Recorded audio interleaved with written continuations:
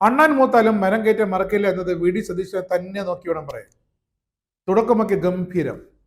ലീഗിന്റെ സ്വന്തം വയനാട് ആപ്പ് പിരിവിനെ കവച്ചു വയ്ക്കുന്ന ഡയലോഗുകൾ. ലീഗിന്റെ പിരിവൊക്കെ എന്ത്, ജനത്തിന് വേണ്ടത് മുഖ്യമന്ത്രിയുടെ ഫണ്ടിലേക്ക് തന്നെയാണ് നൽകേണ്ടത്. അതായിരുന്നു വി ഡി സതീശന്റെ ആ തുടക്കത്തിലെ നിലപാട്. ഇത് കേട്ട് ഞെട്ടിപ്പോയത് ലീഗുകാരും അവരുടെ ആപ്പുമാണ്. പിന്നെ പിന്നെ പിന്നെ സതീശ് മനസ്സിലായി, എന്നും ഇങ്ങനെ മുഖ്യമന്ത്രിയുടെ CMRFനെ പൊഴുത്തിക്കൊണ്ടിരുന്നാൽ പിന്നെ ആരെതിർക്കും ഈ രക്ഷാപ്രവർത്തനമൊക്കെ കഴിയുമ്പോൾ. പ്രതിപക്ഷത്തിന്റെ ജോലി തന്നെ സെക്രട്ടേറിയറ്റിലെ ഭരണയന്ത്രത്തിന്റെ തീർപ്പും തുടപ്പും എതിർപ്പുമാണ്. അങ്ങനെയാണ് സതീശിന്റെ വയ്പ്. അപ്പോൾ ഇപ്പോൾ മുഖ്യമന്ത്രിയെ താങ്ങിക്കൊണ്ടേയിരുന്നാൽ സുധാകരൻ ചെന്നിത്തലയും ആഴ്ച ഒന്ന് കഴിഞ്ഞ് വയനാട് പുനർനിർമ്മാണത്തിനായി ഇടത് സർക്കാർ കൊണ്ടുവരുന്ന പദ്ധതികളെ എതിർക്കുമ്പോൾ സതീശിന് താടിക്ക് കൈ കൊടുത്ത് നോക്കിയിരിക്കേണ്ടി വരും.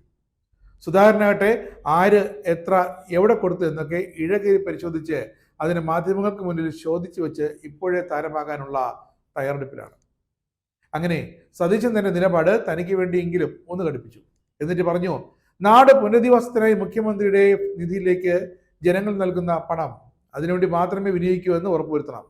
ഇത് കേട്ട മുഖ്യമന്ത്രി മന്ത്രിമാരൊക്കെ ചിരിച്ചുപോയി.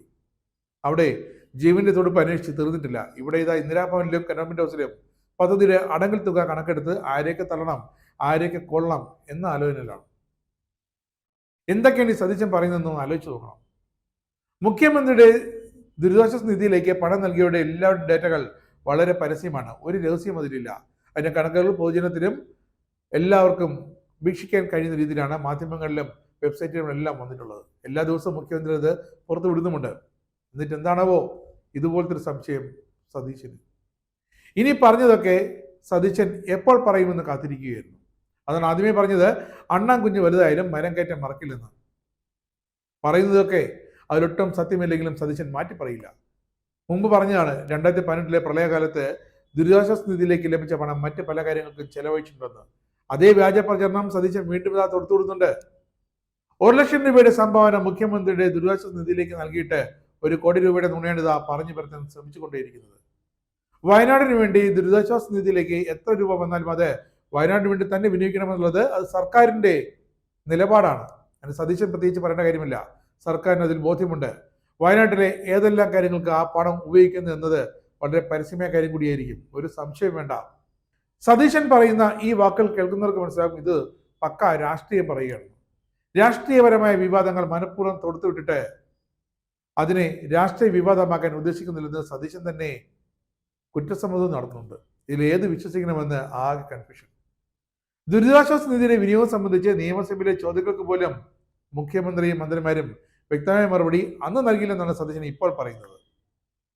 പക്ഷേ കഴിഞ്ഞ ദിവസം നടന്ന വാർത്താ സമ്മേളനത്തിൽ വരെ മുഖ്യമന്ത്രി വളരെ കൃത്യമായിട്ട് വയനാടിന് വേണ്ടി ആരൊക്കെ എത്ര രൂപ സംഭാവന നൽകിയിട്ടുണ്ട്, ആരൊക്കെ അവിടെ എന്തൊക്കെ പദ്ധതികൾ നടത്താൻ പോകുന്നു വ്യക്തമായി പറഞ്ഞതാണ്. എന്നിട്ടാണ് സതീശൻ പറയുന്നത് വ്യക്തമായ ഒരു മറുപടിയും കിട്ടിയിട്ടില്ല. ദുരിതാശ്വാസ നിധിയിലേക്ക് പണം കൊടുക്കുകയില്ലെന്നും പകരം 2 വീടുകൾ നിർമ്മിച്ച് നൽകാമെന്ന് പറഞ്ഞ ആൾക്കെതിരെ കേസെടുത്തത് എന്തിനാണ്, അത് ശരിയായില്ല എന്നും സതീശൻ പറഞ്ഞു വയ്ക്കുന്നുണ്ട്. അഖിൽ മാരാരുടെ കാര്യമാണ് ഇവിടെ സതീശൻ പേര് പറയാതെ പരാമർശിച്ചിരിക്കുന്നത്. കാരണം സതീശൻ അത് പറയാതെ വയ്യ, എന്തെങ്കിലും ഒന്ന് പറഞ്ഞല്ലോ. പ്രതിപക്ഷ നേതാവ് അറിയാൻ വേണ്ടി പറയുകയാണ്, അഖിൽ മാരാർക്കെതിരെ കേസെടുത്തത് ഈ കാര്യത്തിനല്ല, മറിച്ച് അദ്ദേഹം മുഖ്യമന്ത്രി ഫണ്ടിനെ കുറിച്ച് തെറ്റായ ആരോപണം ഉണ്ടാക്കി ഫണ്ടിൽ ധനസഹായം നൽകാൻ വരുന്നവരെ പിന്തിരിപ്പിക്കുന്നതിനെതിരെയാണ്. അതിനി സതീശൻ ചെയ്താലും അത് സംസ്ഥാന താല്പര്യങ്ങൾക്ക് വിരുദ്ധം തന്നെയാണ്. അല്ലാതെ അഖിൽ മാരാർ വീട് വെച്ച് നൽകുന്നത് കൊണ്ടല്ല പോലീസ് കേസ് രജിസ്റ്റർ ചെയ്തത്. കേസ് വന്നതിന് പിന്നാലെ മാരാർ ഇപ്പോൾ ഒരു വല്ലാത്തൊരവസ്ഥയിലാണ്. എന്തായാലും അഖിൽ മാരാറിന്റെ സംഭാവന ഇത് ജനങ്ങളോട് സാധാരണ മാത്രമേ ഉള്ളൂ. കാരണം അത് ഈ സമയത്ത് വ്യക്തമായി പറയണം. സംസ്ഥാനത്തിന്റെ ആവശ്യം വരുമ്പോൾ മുഖ്യമന്ത്രി ആരായാലും മുഖ്യമന്ത്രിയുടെ ദുരിതാശ്വാസ നിധി തന്നെയാണ് ആശ്രയം. അത് ആർക്കായാലും, അത് സംസ്ഥാന സർക്കാരിനും ഭരണകൂടത്തിനുമൊക്കെ വ്യക്തമായി അറിയാം. സതീശൻ ഇപ്പോൾ കാട്ടുന്നതിനെയാണ് അക്ഷരം തെറ്റാത്ത രാഷ്ട്രീയ കുത്തിത്തിരിപ്പ് എന്ന് പറയുന്നത്. പുനരധിവാസം സംബന്ധിച്ച എല്ലാ കാര്യങ്ങളും സർക്കാർ വേണ്ട രീതി തന്നെ അങ്ങനെ അങ്ങോട്ട് ചെയ്യും. അതിനെ പ്രത്യേക പദ്ധതികളുണ്ട്, സർക്കാർ സംവിധാനങ്ങൾ മുഴുവൻ അതിന് പിന്നിലുണ്ട്. അതുകൊണ്ട് അതിലൊന്നും പ്രതിപക്ഷം ബേജാറാണ്. കാരണം പ്രതിപക്ഷത്തിന് കൂടി പങ്കാളിത്തം അതിനുണ്ടാകും. കാരണം പ്രതിപക്ഷവും ഏറ്റതാണ് 100-ലേറെ വീടുകൾ നിർമ്മിച്ച് നൽകാമെന്ന്. അപ്പോൾ പ്രതിപക്ഷത്തിന്റെ കൂടി പൂർണ്ണ പങ്കാളിത്തത്തോടെയാകും പുനരധിവാസ പ്രവർത്തനങ്ങൾ, പുനർനിർമ്മാണ പ്രവർത്തനങ്ങൾ. അത് വയനാട്ടിലായാലും കേരളത്തിന്റെ മറ്റേത് ഭാഗത്തായാലും എവിടെയായാലും വയനാട്ടിൽ വീടുകൾ നഷ്ടപ്പെട്ടവരെ പുനരധിവസിപ്പിക്കുക എന്നത് തന്നെയാണ് സംസ്ഥാന സർക്കാർ ലക്ഷ്യം. അതിന് പ്രതിപക്ഷം കൂടി വ്യാജ ആരോപണങ്ങളും അനാവശ്യത്തിലുള്ള അപവാദങ്ങളും ഉന്നയിക്കാതെ ഒന്ന് സഹായിക്കണം എന്ന്